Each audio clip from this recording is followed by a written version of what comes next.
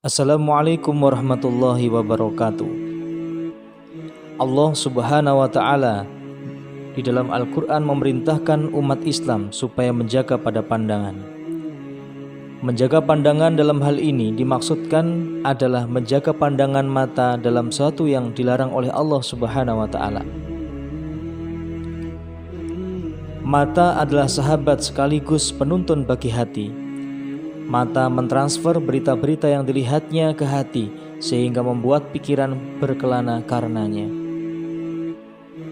Karena melihat secara bebas bisa menjadi faktor timbulnya keinginan dalam hati, maka syariat yang mulia ini telah memerintahkan kepada kita untuk menundukkan pandangan kita terhadap sesuatu yang dikhawatirkan menimbulkan akibat yang sangat buruk.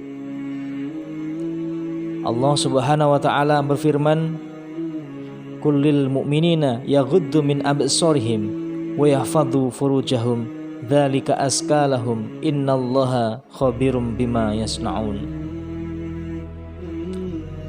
Katakanlah kepada laki-laki yang beriman, hendaklah mereka menahan pandangannya dan memelihara kemaluannya. Yang demikian itu adalah lebih suci bagi mereka. Sesungguhnya Allah Maha mengetahui apa yang mereka perbuat. Quran Surat An-Nur ayat 30.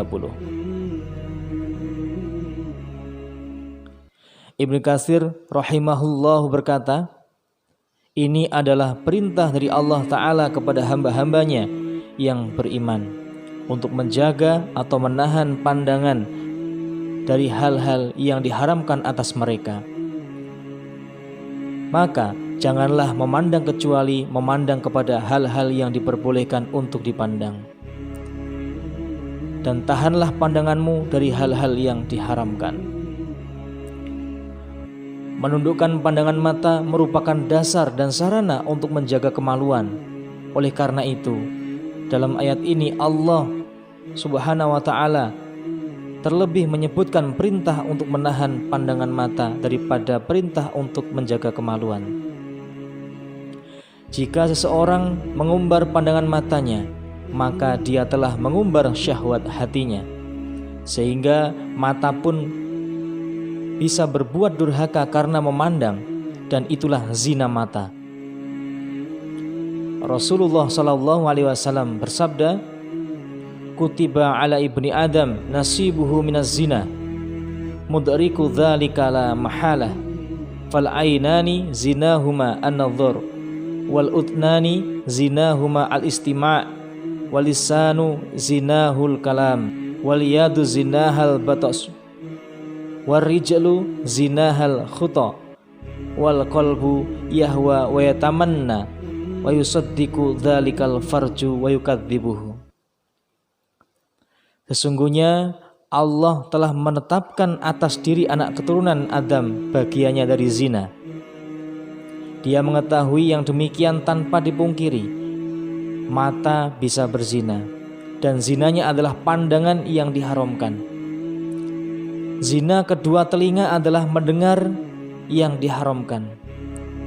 Lidah atau lisan bisa berzina, dan zinanya adalah perkataan yang diharamkan. Tangan juga bisa berzina, dan zinanya adalah memegang yang diharamkan. Kaki juga bisa berzina, dan zinanya adalah ayunan langkah ke tempat yang haram. Hati bisa berkeinginan dan berangan-angan, sedangkan kemaluan membenarkan yang demikian, mendustakannya. Hadis riwayat Bukhari.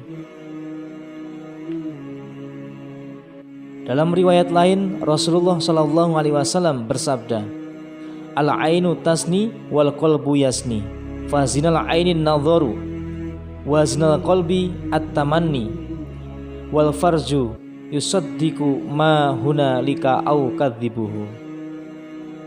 Mata itu berzina, hati juga berzina. Zina mata adalah dengan melihat yang diharamkan. Zina hati adalah dengan membayangkan pemicu syahwat yang terlarang. Sementara kemaluan membenarkan atau mendustakan semua itu. Hadis riwayat Ahmad. Dalam hadis ini Rasulullah SAW menyebutkan zina mata pertama kali, karena inilah dasar dari zina tangan, kaki, hati, dan kemaluan. Kemaluan akan tampil sebagai pembukti dari semua zina itu jika akhirnya benar-benar berbuat zina, atau mendustakannya jika tidak berzina.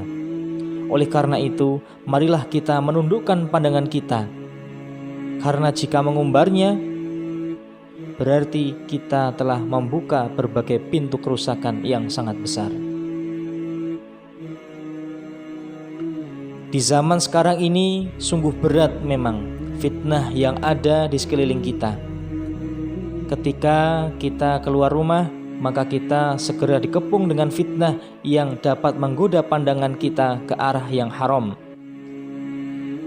Terlihatlah oleh pandangan kita wanita-wanita yang keluar rumah tanpa menutup aurat, tanpa sedikit pun rasa malu di hadapan Allah Subhanahu wa Ta'ala yang telah menciptakan dan memberikan berbagai nikmat kepadanya. Sebagian mengenakan pakaian-pakaian yang ketat, sebagian mengenakan rok mini, dan sebagian lagi mengenakan pakaian yang transparan. Mereka berpakaian, akan tetapi pada hakikatnya mereka telanjang. Bisa jadi ketika iman dan rasa takut kita kepada Allah Ta'ala yang Maha Luhur sedang luntur, maka dengan mudah kita mengumbar pandangan dan syahwat kita itu dan melalaikan perintah Allah Ta'ala kepada kita. Dan ketika pandangan mata bisa membangkitkan nafsu birahi, maka dari pandangan mata itu pula bisa menjerumuskan kita kepada kerusakan yang besar seperti onani, masturbasi, sampai ke perbuatan zina yang sesungguhnya. Oleh karena itu, benarlah ketika Rasulullah SAW bersabda, "Ma taraktu ba'di fitnatan ad-darra 'ala rijali minan nisa." Aku tidaklah meninggalkan cobaan yang lebih membahayakan bagi laki-laki selain dari cobaan berupa wanita. Hadis riwayat Bukhari. Sampai-sampai Rasulullah SAW perlu memperingatkan kita secara khusus dengan sabdanya, "Innad dunya khulwatun khadiratun wa innallaha mustakhlifukum fiha fayanzuru kaifa ta'malun." Fattaqud dunya wattaqun nisa fa inna awwala fitnati bani Israil kanat fin nisa.